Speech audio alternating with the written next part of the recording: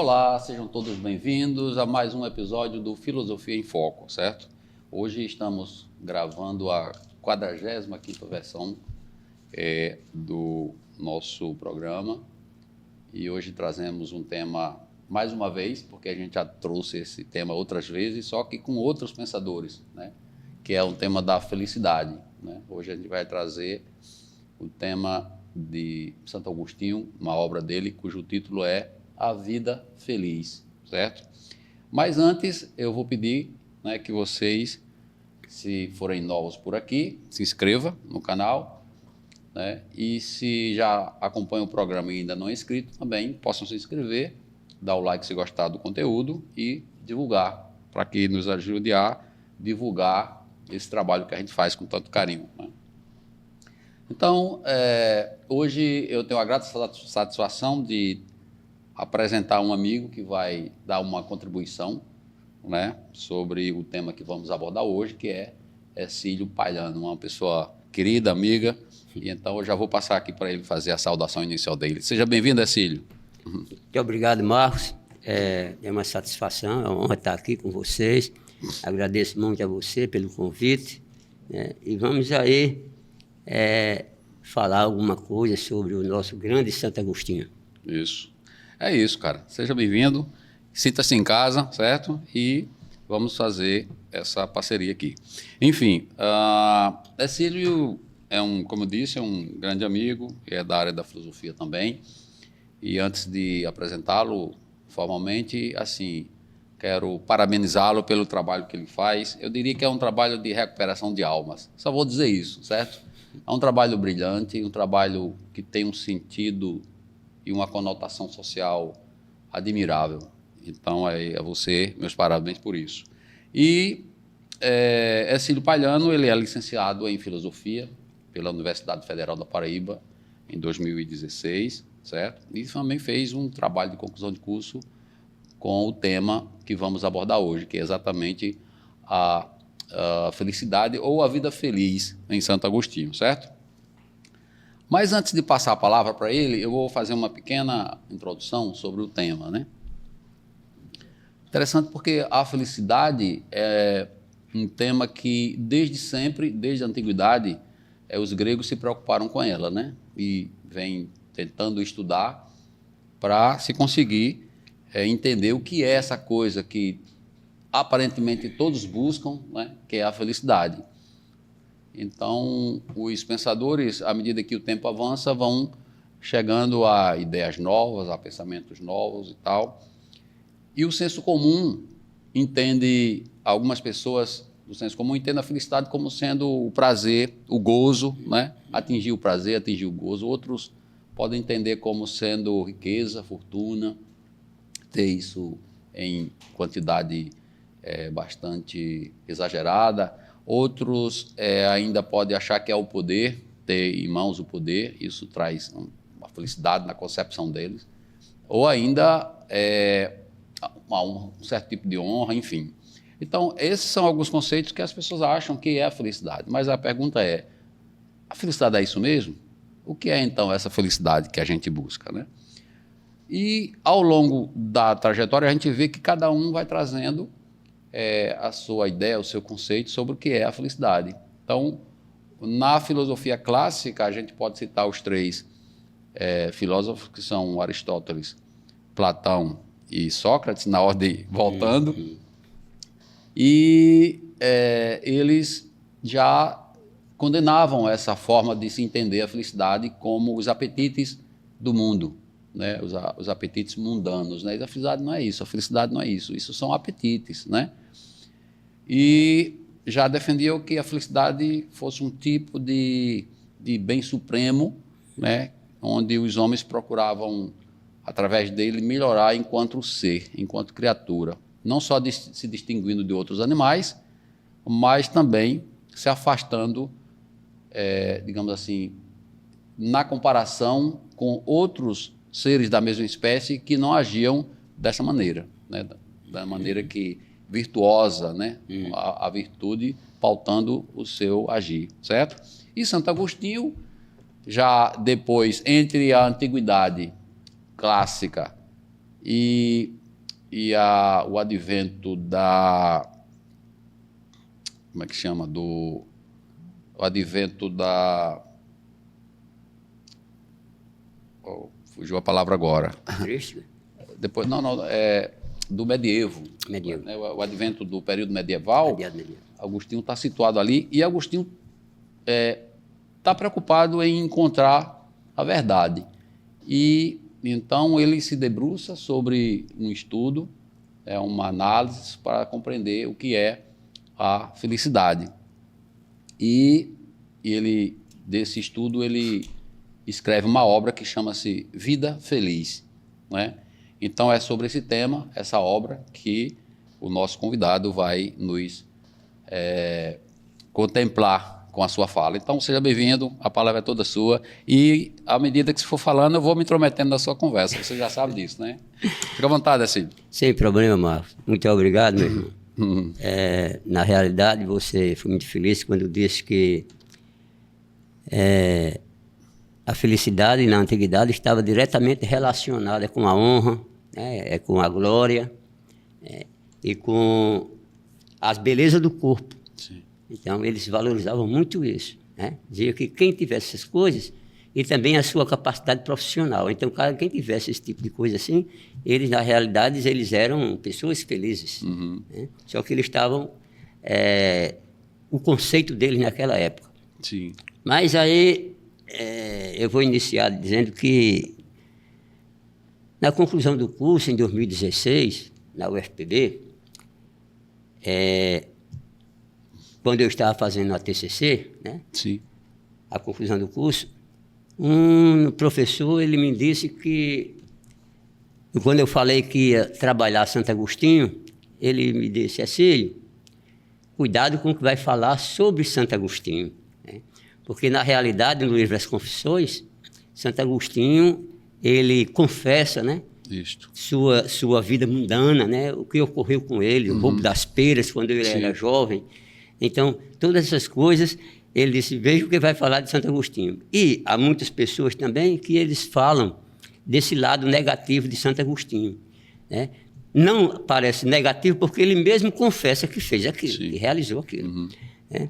Agora, com relação à felicidade,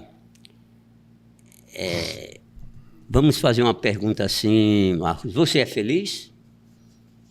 É uma pergunta difícil de se responder, né?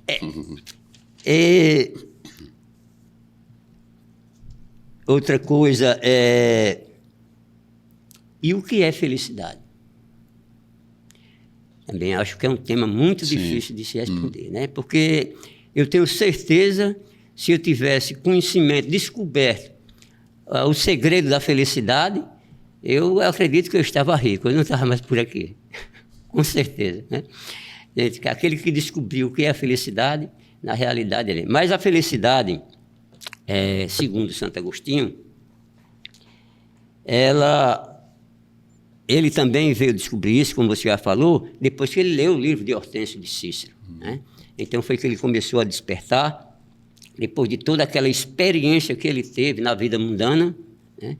É que ele veio despertar. Na realidade, ele passou pelo crivo, né? Da tristeza, da solidão, né? Quando justamente também ele se afastou da companheira dele, que teve o filho Adeodato, né? Então aquilo também foi... Ele também, o Santo Agostinho, ele tinha uma vida que era entregue aos jogos, aos vícios, ao alcoolismo, essas coisas. Ele passou muito tempo da sua vida, mesmo estudando, mas também voltada para essa parte. Então, Santo Agostinho, ele fala sobre a felicidade. Quem não tem o que quer é feliz? Ele faz essa indagação. Isso, ele estava com 32 anos, seu 32º aniversário, ele reuniu, ele fala no festim, né?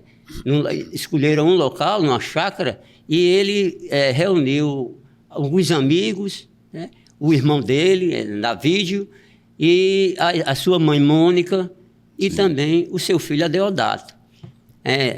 Licêncio era um dos amigos dele também. Então, ele começou a fazer essas indagações sobre o que era a felicidade. Então, quem não tem o que quer é feliz? E quem tem o que quer será feliz? Então, são questionamentos que a própria mãe dele, nesse momento, ela disse que se for para o bem que apetece, se for para o bem que ele deseja, que ele consegue essas coisas, ele pode ser feliz. Uhum. Agora, se for para usar esses bens em coisas más, ele será um desgraçado. É o termo que ele usa, que Santo Agostinho usa, exatamente, que a mãe dele fala. E é interessante, isso que você acabou de dizer, é muito interessante, porque ele vai desdobrando o pensamento dele de maneira que chegue num ponto onde ele vai chegar a uma conclusão do que é a felicidade para ele. E ele começa com essas perguntas que você acabou de mencionar aí, mas tem um momento que ele faz uma afirmação juntamente com as pessoas que estão participando desse colóquio, né? Que foram 3 dias de conversa. 3 né? dias. E a questão que ele traz é o seguinte: o homem ele é composto por um corpo e por uma alma. Eu achei isso uma coisa muito interessante. E aí ele diz assim: mas a gente tem o hábito de alimentar o corpo pelo menos 3 vezes por dia. E todo corpo que não se nutre, a tendência dele é falecer. Sim. E a alma? Já que o homem é formado de corpo e alma, a alma precisa ser alimentada, né?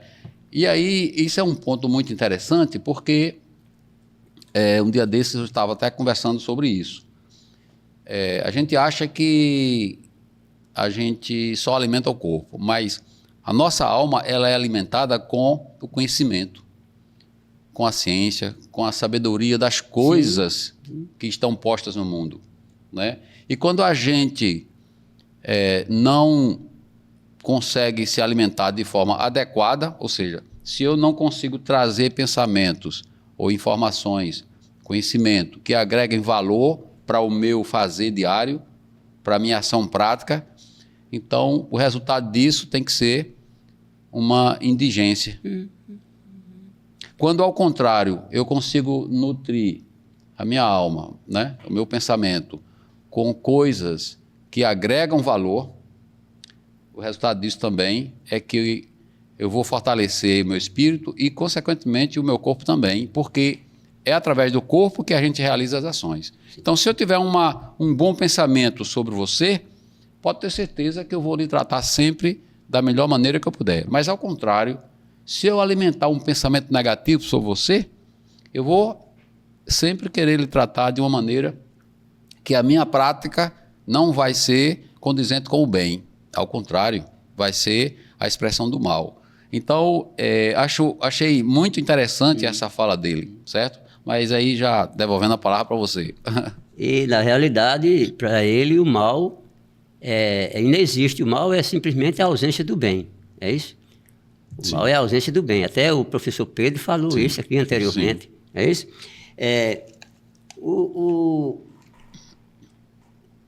Segundo Santo Agostinho, ele seguindo essa mesma ideia que você está falando aí, ele também falou que indagaram para ele se a pessoa podia ser feliz ou infeliz.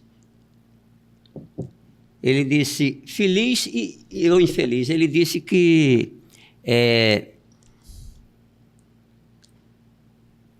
um corpo, ele seguiu esse exemplo, um corpo, ele morto, um corpo de ser humano, ele morto, há 1 ano, ele é considerado morto.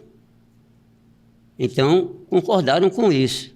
Mas quando falaram, ele perguntou lá, e um corpo com 6 meses depois de morto, ele também é considerado vivo?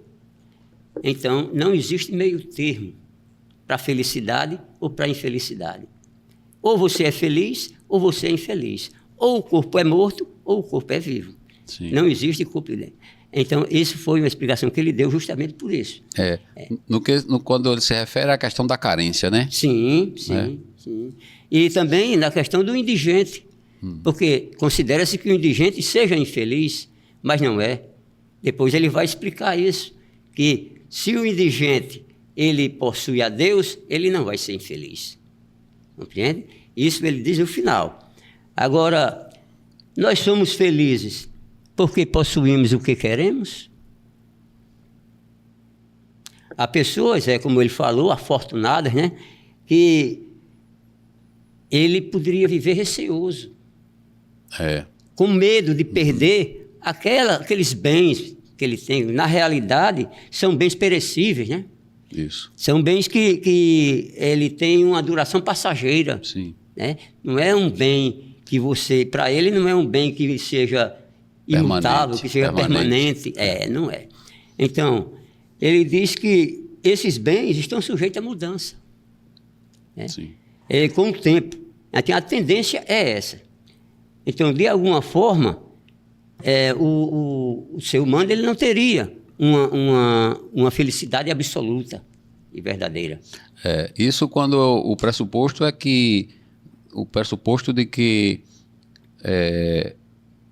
a felicidade estaria nas coisas do mundo, nos bens, não é? Sim, nos bens. Não é isso? Sim. Porque essa carência ou indigência, carência ou indigência, né? São os dois termos que é utilizado. Ele vai dizer que quando a carência ou a indigência está presente, não é? Então a felicidade ela é impossível, a felicidade, muito embora depois ele vai retomar, porque ele faz uma comparação depois com a questão que ele diz que a pior de todas as carências, de todas as indigências, é a sabedoria. Sim. Porque você com ela, esse ponto que você acabou de mencionar, quando ele não, mas até eu acho que, se não me falha a memória, é uma passagem que ele traz do livro de Hortêncio, não é? Que ele diz que uma certa figura lá tinha todos os bens materiais disponíveis e, aliás, eu acho que não sei se é o filho dele que diz, uma das pessoas que está lá diz, traz a questão, diz que essa figura lá do livro, né, esse personagem do livro de Hortêncio, possui muita riqueza, todos os bens, e, portanto, ele parecia ser uma pessoa feliz, porque tinha uma vida satisfatória, agradável, né? E aí ele diz, como você citou já, né? É possível uma pessoa receosa ser feliz? Mas receio, como assim? O receio de perder aquilo que tem. Por quê? Porque essas coisas que ele conquistou, terrenos, coisas, materiais e tal, elas podem ser perdidas com o tempo, podem ser roubadas, podem ser danificadas, pode perder o valor. Então, essa preocupação que se tem com a coisa material provoca um receio que impede que você seja uma pessoa feliz. Aí, eu acho que, se não me falha a memória, é Mônica. Santa Mônica vai dizer, ainda sobre essa questão, que mesmo que o homem tivesse todas essas coisas e não tivesse o receio, que eu achei muito interessante essa fala, está muito atual, receio, mesmo que ele tivesse o receio, não tivesse, aliás, o receio de perdê-las, dessa maneira, mesmo assim ele não seria feliz. Por quê? Porque ele ia ficar com uma angústia muito grande para sempre querer aumentar aquilo que já tem. Ou seja, de maneira que, é o que a gente diz no dia a dia, a medida do ter nunca enche, né? Achei interessante essa fala. Na realidade, são esses dois revés que tem. Você não será feliz porque você tem medo de perder esses bens que você possui. Exatamente. Mas também você também pode ambicionar outros bens. Você não ser conformado com aquilo que você tem e você ambicionar ter mais. Isso. Então, nesse caso também, você não será feliz. Sim. Porque no dia a dia que você vai desejando mais riquezas, você será infeliz. Tanto o medo de perder o que tem, quanto a angústia de querer mais, sem um controle, né? Sem um limite. Não existe. É exagerado. Exatamente. Então, são esses 2 pontos. Quer dizer, então, para Santo Agostinho, a felicidade é uma plenitude espiritual. Isso. Para Santo Agostinho. A plenitude, na realidade, é o oposto da indigência. Isso. Entende? Exatamente. E a sabedoria é a justa medida da alma. Ele considera a sabedoria. Sim. Porque Santo Agostinho ele valorizava muito a sabedoria. Sinal, ele em busca da verdade, né, ele queria saber se existia mesmo fundamento em tudo aquilo que ele estava procurando, que ele não encontrava. Né? Então, para Santo Agostinho, ele visualizava que Deus que é a verdade absoluta. Ele chegou a esse ponto, né?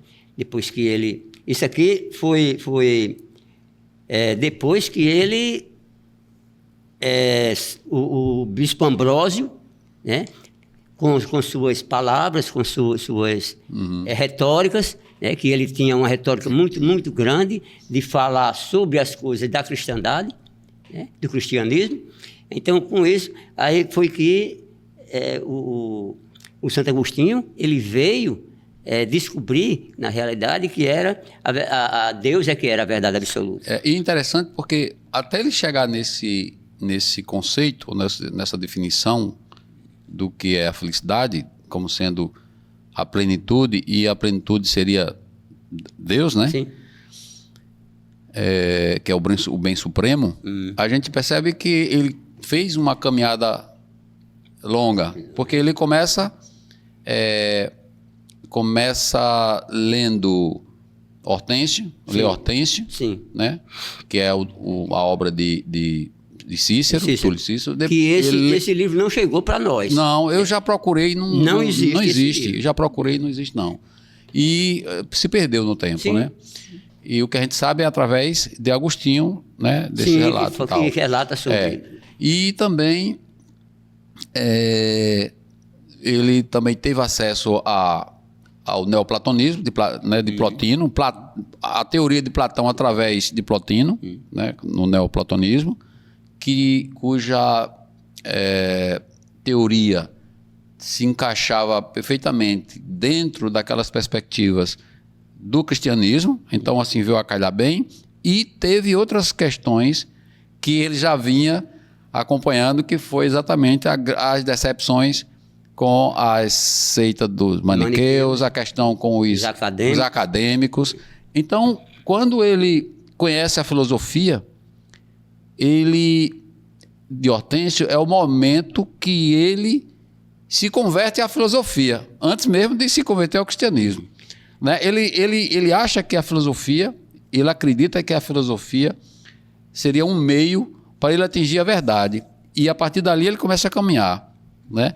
E interessante porque, voltando à minha fala no início, quando a gente começou aqui a trocar ideias, quando eu disse que Platão, Aristóteles, né, eles já tinham um estudo, né, um pensamento voltado para exatamente entender que a filosofia era um caminho para se encontrar a felicidade. Né? A filosofia seria um caminho para se buscar e se encontrar a felicidade. Então, ela vem evoluindo, né, para se chegar no supremo bem. Sim, né? Sim.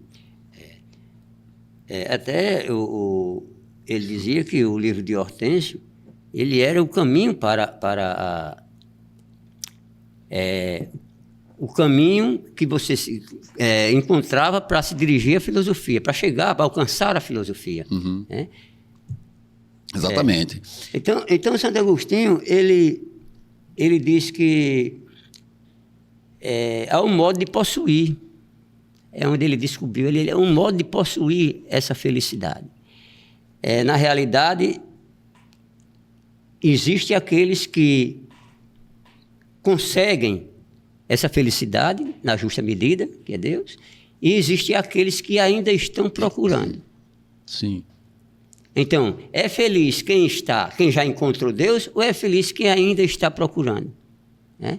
Eu acho que quem já encontrou, né? Quem já encontrou, na realidade. Né? Mas aquele que está procurando, existe uma esperança muito grande dele conseguir também essa felicidade. Né? Mas, na realidade, a felicidade está aí na justa medida, né? De possuir sabedoria. E a sabedoria está em Deus. E sobre a sabedoria e essa coisa da plenitude, ele diz que a plenitude seria o oposto da indigência ou da carência. Sim, sim. E que a plenitude é exatamente a justa medida da alma através da sabedoria. E a sabedoria aí ele traz um conceito que eu achei muito interessante, que é que ele diz que a palavra, por exemplo, na questão da justa medida da alma, né? Que no final a gente vai fazer uma relação com o que Aristóteles já falava sobre o meu termo e tal. Mas assim, o que é essa justa medida da alma? Seria, a explicação que ele dá é que ela partiria de duas palavras, que seria, a primeira delas seria modéstia, e que a palavra modéstia vem de modus, né? Que significa medida. E a outra palavra, temperança, que vem de intempéries, que significa proporção. E aí ele vai dizer... E a frugalidade também.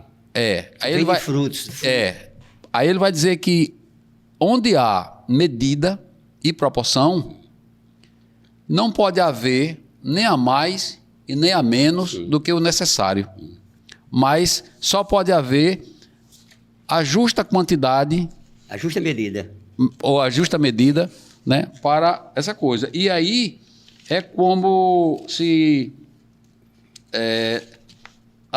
digamos assim... E aí se encontra precisamente a plenitude. Né? E a sabedoria seria a moderação, né, do espírito. Ou seja, aquilo que a alma se conserva, não permitindo nem uma abrangência muito grande, nem tampouco uma redução a tal ponto de reduzir essa plenitude. Né? Ou seja, seria exatamente o ponto máximo, né, da compreensão do pensamento dele, quando se fala de plenitude, bem supremo e Deus como a condição para se encontrar a felicidade. Isso. É interessante que, desde a antiguidade, que a humanidade vem procurando essa felicidade. Né? E até agora, no nosso tempo, na época contemporânea que nós vivemos, ainda está se procurando a felicidade. E esse tema é debatido até hoje, até nossos dias. Exatamente. Né? E eu digo mais, eu já falei isso em outros podcasts também, quando a gente tratou aqui de felicidade.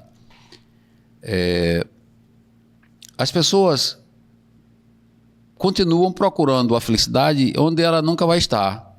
Portanto, nunca vão encontrar. Porque as pessoas continuam... No mundo de hoje, o que importa são os bens materiais. Nada mais. Mas a felicidade não está nos bens materiais. Não estou dizendo que você não precisa ter os bens materiais. Não.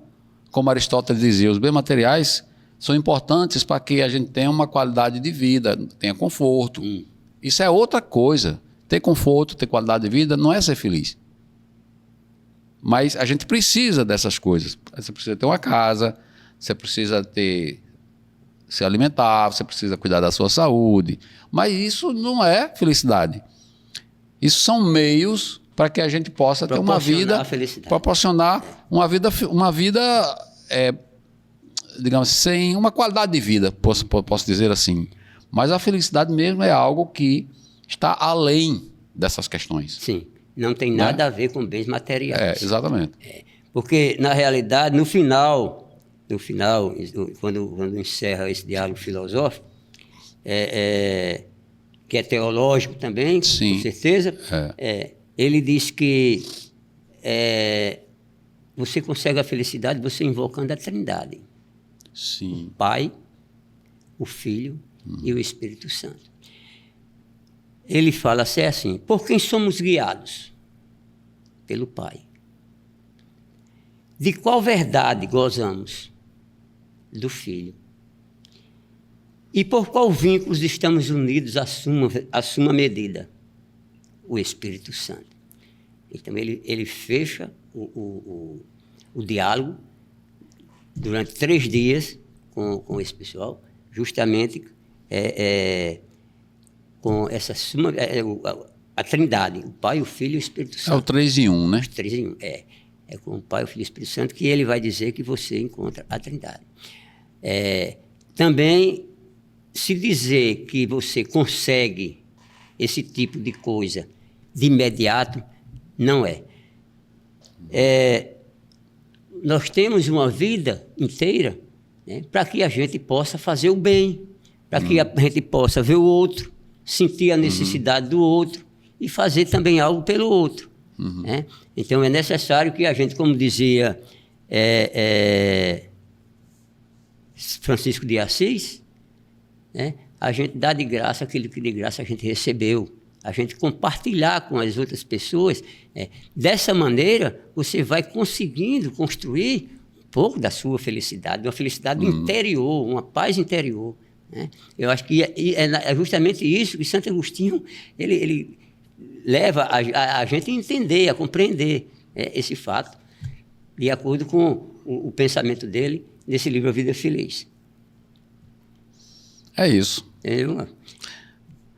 Pois é, eu acho que você deu conta aí do seu recado, parabéns, certo? E gostei muito da sua fala e foi um prazer aqui a gente estar aqui discutindo aqui essas questões por uma outra perspectiva também, né? Que a gente, diferente do que a gente já trouxe até agora, porque até então a gente trouxe a felicidade sobre uma perspectiva epicurista, depois a gente trouxe uma perspectiva de Aristóteles, com o professor Tarcísio, depois trouxe também uma perspectiva dos gregos antigos, né? E agora é a 4ª vez que a gente traz, né? Mas se tiver alguma coisa ainda a complementar, por favor, fique à vontade. Não, Marcos, eu só tenho a agradecer a você, né, por ter trazido aí algo de importante, mas muito importante esse trabalho que você vem realizando, né, e dizer que a meus estimados filósofos aí que estão nos assistindo, né, que eles, quando todo ser humano tem um problema, então se ele tem problema, ele na realidade é filósofo, né, não é filósofo só aquele que estuda filosofia, não é isso? Mas eu dizer que foi o que eu consegui, extrair de Agostinho, foi muito, de acordo muito rico. com a minha capacidade intelectiva. E foi muito rico. Então, parabéns aí pela fala e obrigado por ter aceito o convite. Para nós é uma satisfação imensa, certo? E, como sempre, a gente tem uma lembrancinha aqui, né? Para o convidado, que é a canequinha, né? Do programa. Eu tenho a agradecer, Marcos, a certo? você. E, assim, aproveitando aqui, o livro é esse aqui. Vocês podem dar uma lida depois, quem tiver interesse, que é Santo Agostinho. Tem dois títulos, Solilóquios e depois tem A Vida Feliz, certo? E também tem o outro livro dele que é Confissões, é um livro muito bom, certo? Esse aqui você encontra na Paulinos, né? E esse aqui, em qualquer livraria você encontra esse livro dele. É um dos livros de Santo Agostinho mais... Paulino, na Paulus. Mais lido no mundo todo. É esse aqui. Sim. Certo? Se quiser abrir aí para ver, fica à vontade. Certo?